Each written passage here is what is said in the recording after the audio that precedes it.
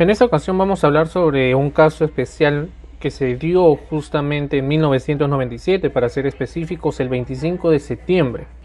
Esto hablamos de manera del derecho internacional público, como viene a ser el caso del proyecto Gatčíkovo-Nažimaros, que viene a ser específicamente entre Hungría y Eslovaquia.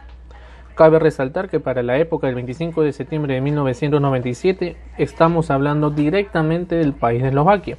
No obstante, cuando el problema inicia justamente por esto de las represas y por este tema de la afectación al río Danubio, estamos hablando de Checoslovaquia porque se da en el 77, luego en el 87. Como todos sabemos por proceso histórico, la independización de esos países pertenecientes a la región termina siendo el fallo competente para Eslovaquia debido a la ubicación geográfica y política que se determina en la sentencia o en el fallo de la época justamente, ¿no? Para dar algunos aspectos básicos de conocimiento justamente sobre este fallo, por qué es importante o por qué se tiene que conocer este fallo y por qué pasa la historia del mundo jurídico contemporáneo, es porque se empieza a introducir de manera internacional por un tribunal internacional el derecho del medio ambiente. Específicamente es la primera vez que se desarrolla o se conceptualiza el derecho sustentable, el derecho sostenible, que fue considerado por la CIJ. Entonces, se nos deja como un caso pragmático ello hasta la actualidad, a pesar de la época en que nos encontrábamos. Cabe resaltar de que este caso se somete por unos antecedentes que ya fueron mencionados, y es donde se empieza a preponderar, se empieza a someter en la balanza justamente la protección al medio ambiente y la necesidad del desarrollo económico específicamente del año 97. Y este caso es lo que refleja justamente. Ahora, ¿por qué, o en líneas generales, a qué se debe este conflicto que se termina justamente en la Corte Internacional? Es porque era construir y operar en conjunto un sistema de esclusas en el río Danubio que atraviesa estos dos países en mención. Y claro está de que cuando terminaba sustantivamente esta obra, iba a apoyar o iba a desarrollar, emerger el desarrollo económico en ambas partes. ¿Cuál es el problema o qué es lo que ya lleva la controversia al litis de la materia? Que viene a ser una serie de amenazas al medio ambiente local, y por ello justamente se menciona dentro de este fallo de que el artículo 15 de este tratado nos requeriría que la calidad del agua del Danubio no fuese afectado por este proyecto de las esclusas del río en mención. Es entonces que el artículo 19 de dicho tratado se nos manifiesta que, y lo cito, las partes contratantes, de acuerdo con los medios especificados en el plan contractual conjunto, asegurarán el cumplimiento de las obligaciones de protección al medio ambiente relacionadas con la construcción y operación del sistema de esclusas fluviales. Es así que los trabajos comienzan en el 78, como se mencionó en un inicio. Surge la preocupación y va en aumento al pueblo húngaro, obviamente, de estas consecuencias y peligros medioambientales que se van a empezar a proyectar. Y es así que en el 89 Hungría decide suspender su parte en los trabajos de construcción, luego de reiterados aplazamientos y negociaciones que se dan. 3 años después, 1992, Hungría notifica formalmente a Eslovaquia su decisión de poner término al tratado. Bien, entonces desde ese momento Hungría suspende todas sus labores y trabajos relacionados con el proyecto. Frente a esta situación, ¿qué es lo que hace? ¿Cómo actúa Eslovaquia? En forma unilateral, construyó y puso en operación un sistema modificado que se conocía como la variante C, que era muy distante y que en conceptos básicos esta variante C se hizo realidad, fue operativo, redujo drásticamente el flujo del agua del río Danubio y obviamente afectó en forma directa los intereses de Hungría en dicho río. Frente a ello, ambos países, que vienen a ser Eslovaquia y Hungría, se someten a la disputa de la Corte Internacional de Justicia. Cabe resaltar que esta variante C era totalmente diferente a la reclusa que se había propuesto desde un inicio. Con mayor razón, este plan, si bien es cierto, era una posible solución, podríamos encontrar de que no era la solución esperada para ambas partes, generando ya un conflicto de por medio, ¿no?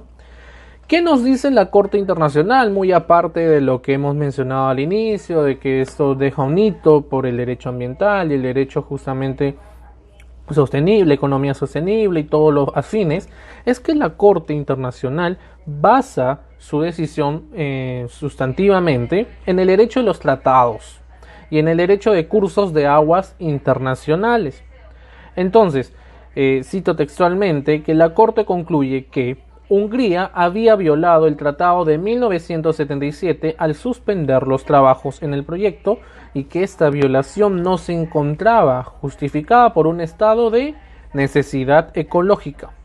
Entonces, esta opción remite justamente que vaya con el alegato denominado de interés fundamental. La variante C, como les digo, era netamente de Eslovaquia y que no constituía, ¿no? Era denominado justamente de carácter ilegal. Internacionalmente era ilegal porque estaba variando los tratados o las partes del acuerdo que habían obtenido. No, bueno, la Corte Internacional de Justicia decide que este tratado del 77 seguía válido y se dirigió a las partes en conflicto a renegociar para reestructurar y revitalizar el proyecto en mención. Como volvemos a apreciar y volvemos a decir qué importancia o qué legado nos deja esta sentencia, este fallo del tribunal o de la Corte, es el concepto por primera vez de lo que viene a ser derecho sustentable, hoy por hoy, en otras palabras, derecho o el desarrollo sostenible. En ese caso, la Corte Internacional de Justicia reconoce por primera vez, de manera contemporánea, la existencia del conjunto de normas ambientales como parte del cuerpo general del derecho internacional público. Es así que desarrolla y conceptualiza este principio en mención del desarrollo sustentable, que se estimaba de que tanto para Hungría como Eslovaquia era totalmente aplicable en el caso. La Corte trató de intentar reconciliarlos, estos con los aspectos conflictivos que se daban en lo que es protección ambiental y el desarrollo económico, pero no se pudo tener la solución anhelada y deseada. Es así que también hay que reconocer o también hay que tener en cuenta de que la Corte no tenía una norma o un concepto antes marcado. Es así que justamente acá lo desarrollan como un nuevo principio del derecho internacional ambiental. La idea central, para tenerla clara en ese caso justamente que se da, es de que las partes se encuentran obligadas a mantener la calidad de agua del Danubio y a proteger el medio ambiente. Los dos objetivos eran lo que tenía que cumplirse actualmente, bueno, en la época, claro está.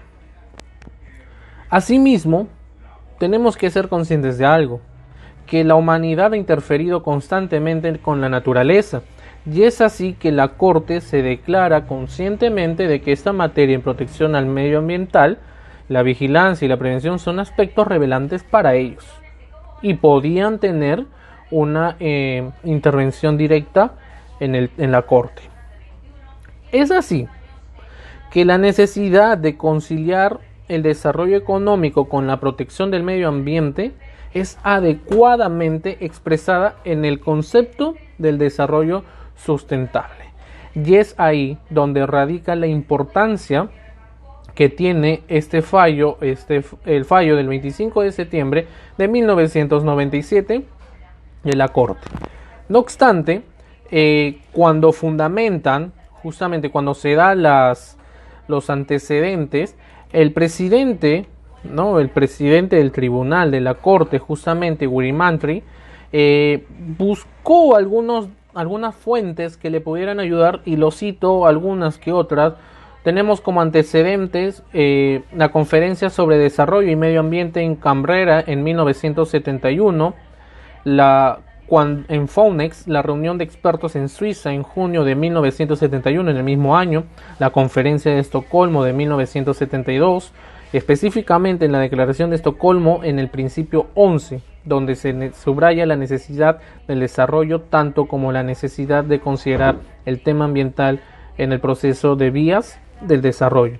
Otros tratados que se considera la Corte, justamente la Convención del Cambio Climático, la Convención de la Diversidad Biológica, algunas declaraciones internacionales que fueron fundamentales para sustentar este veredicto del tribunal: la Declaración de Estocolmo, la Declaración de Río, la Declaración de Long Hopkins, la NAFTA y la Declaración de Bangkok también, que viene a ser la Declaración Ministerial para el Desarrollo Sólido y Sustentable en Asia y el Pacífico, entre otras más que podemos encontrar en el fallo emitido justamente el 25 de septiembre de 1997. Es así que podemos consolidar o podemos reafirmar el legado histórico, jurídico que nos ha dejado el fallo para poder introducir y tener uno de los principios en el derecho ambiental, como viene a ser el término del derecho sostenible o el desarrollo sostenible, y finalmente hoy por hoy desarrollo sostenible o el desarrollo sustentable. Bien, esa sería la apreciación a rasgos modos de lo que podría darse sobre este caso en mención, el caso Gazicobo-Nagimaros.